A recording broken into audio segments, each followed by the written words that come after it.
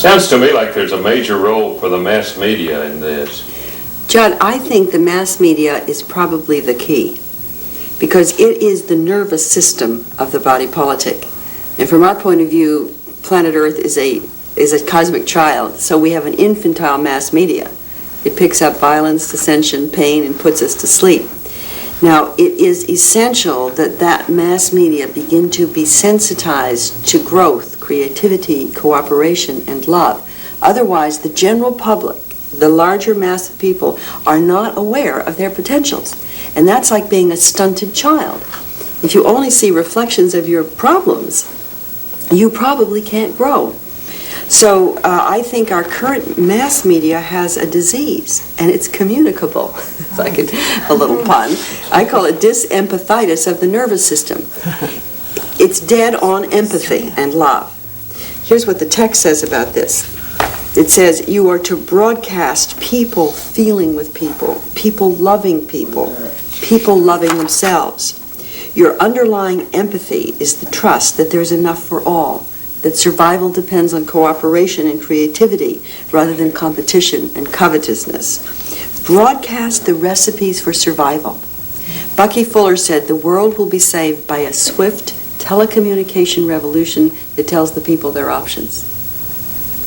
The policies and potentials that could build new worlds on this earth, new worlds in space, new worlds in the human mind, where there will be enough for all.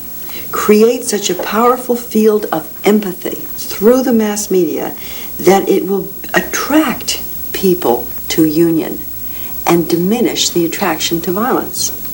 Timing is of the essence. Your task, dearly beloveds, is to spread the word and provide a channel for those who wish to act. What a contrast to what we see and hear daily. Well, you see, remember what wisdom means is the awareness of what's breaking through out of what's breaking down. The continual pulsing of violence through that mass media is occurring, but those large networks are now being penetrated by what's breaking through. Even on mass media now, there seems to be somewhat more attention towards the end of news shows of the good news. And there are some major networks now dedicated to finding value-driven social documentaries. There are infinite numbers of small media groups that are on cable.